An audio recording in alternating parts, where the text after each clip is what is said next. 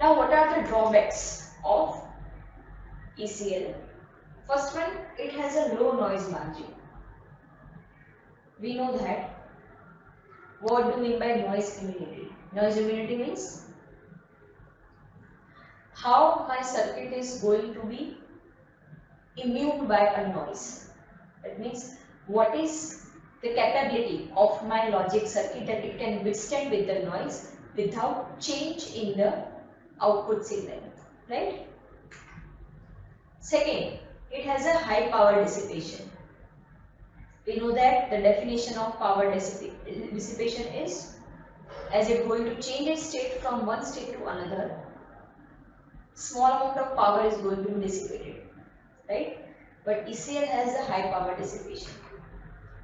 Third, as it uses a negative supply voltage, which makes it difficult to use this ECL in conjunction with the TTL, because TTL uses a positive supply voltage while ECL uses a negative supply voltage. Okay, so it is difficult to use it with the TTL, right? Now, over here we have finished the bipolar families. Now we are focusing on the types of MOS families. So there are basically three types of MOS family. First one is PMOS, NMOS and CMOS, right? First of all, what is the full form of MOS? MOS stands for metal oxide semiconductor. As in transistor there are two types, PNP and NPN. The MOS family, in which it has also two types, PMOS and NMOS. In PMOS, the channel, that means a current which is flowed due to the majority carriers of p-type semiconductor, that is a holes, right? And in NMOS, the current will flow due to the majority carriers of n-type semiconductor, that is electron. But in CMOS, CMOS is the combination of p-type and n-type MOSFET, right? We will see one by one. First of all, the PMOS. PMOS stands for the P-channel MOSFET, right? So it is the oldest and the slowest type of technology. And in PMOS, the current will flow due to the majority carriers of P-type semiconductor. We know that majority carriers of P-type semiconductor is holes. Majority carriers are electrons, right? Basically, there are two types of modes of operation. First one is enhancement mode, second one is depletion mode. In depletion mode, the channel is already created. What is my channel? Channel means a connection between my drain and source is already there, in which the current will flow. So before applying any supply voltage, small amount of current will going to be flow, alright, in the depletion mode. While in enhancement mode, there is a no channel is present, right? So it will make the use of the enhancement mode P-channel MOSFET in forming a basic logic gates, right? So this is the PMOS, in which there are no resistor in this circuit. Second, what is NMOS? Now NMOS means the N channel MOSFET, in which my channel is made up of electron. Why? Because in N-type semiconductor, electron is the majority charge carrier, right? Now this NMOS was developed as a processing technology which is going to be improved. How? Because in NMOS device, the most common is the N-channel processing, right? Because the current will flow because of the electron which is presented in the channel, which is easier to process compared to the P channel, in which holes are present, right? That's why the NMOS are widely used in the microprocessor and the microcircuits. Right? Now, what is CMOS? The CMOS stands for complementary metal oxide semiconductor field effect transistor. The full form MOSFET. Metal, oxide, and the semiconductor substrate is there, right?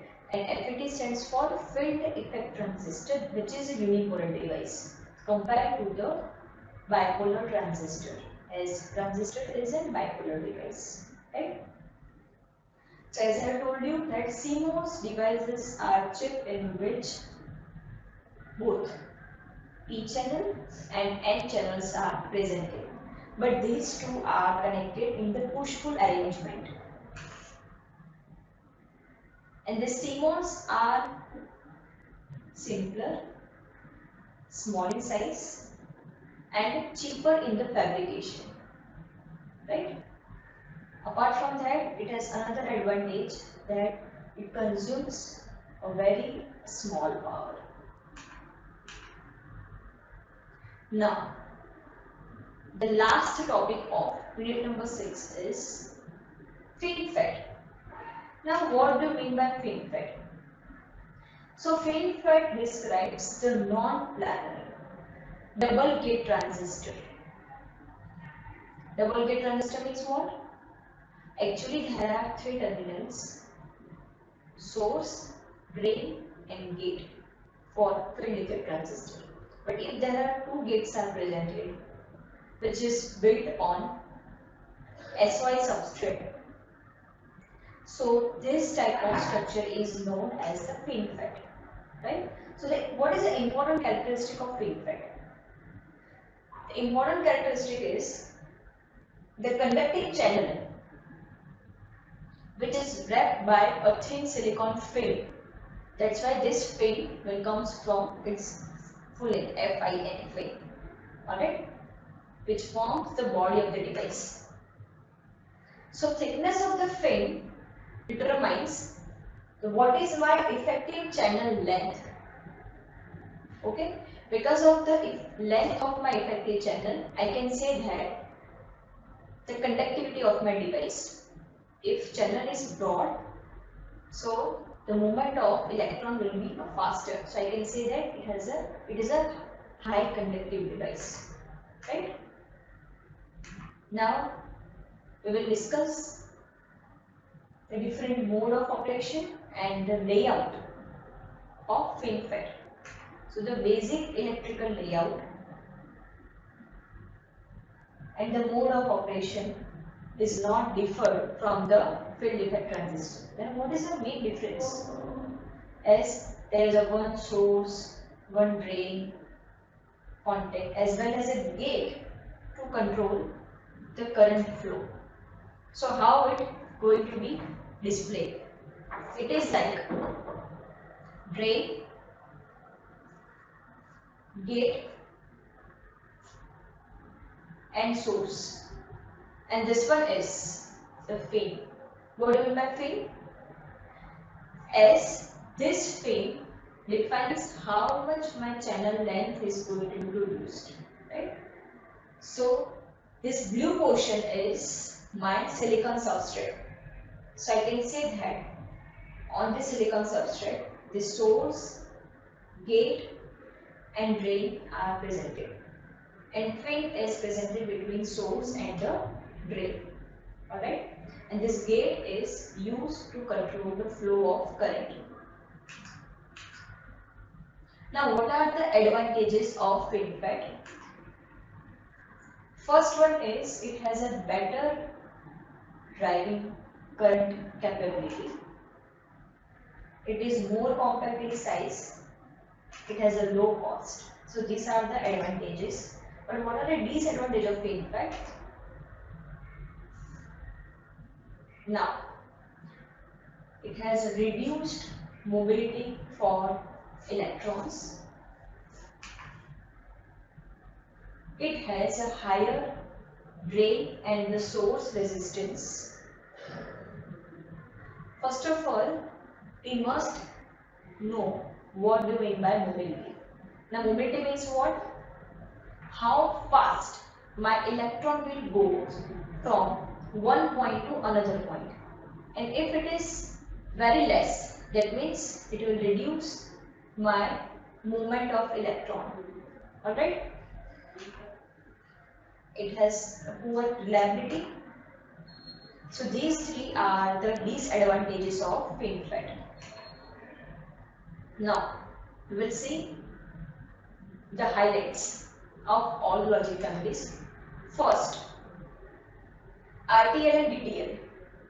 So these two families have a very low speed, very high power dissipation and low fan out. That means the gate driving capability of this RTL and DTL is very less, right?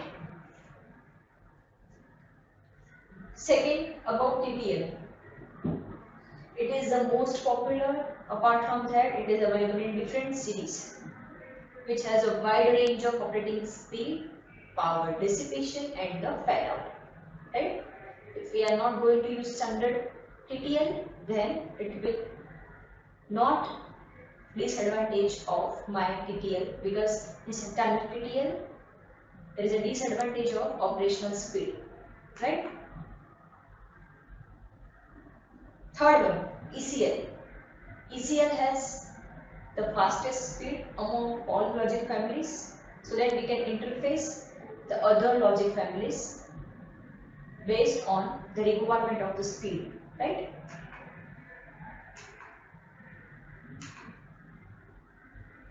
Now, integrated injection logic, which is the only saturated bipolar logic family which is suitable for the low scale, or I can say large scale integration, because of it covers a very small silicon chip area, right? Apart from that, it has a very low power consumption, right? Second thing, the MOS device. This is the most important among all logic families, because it occupies a very small fraction of silicon chip area compared to all the bipolar families, alright? And it requires a very small power, alright? And the main disadvantage of this MOS family is it has a very low speed, which is going to be improved by the techniques which I am going to use for the MOS fabrication, alright?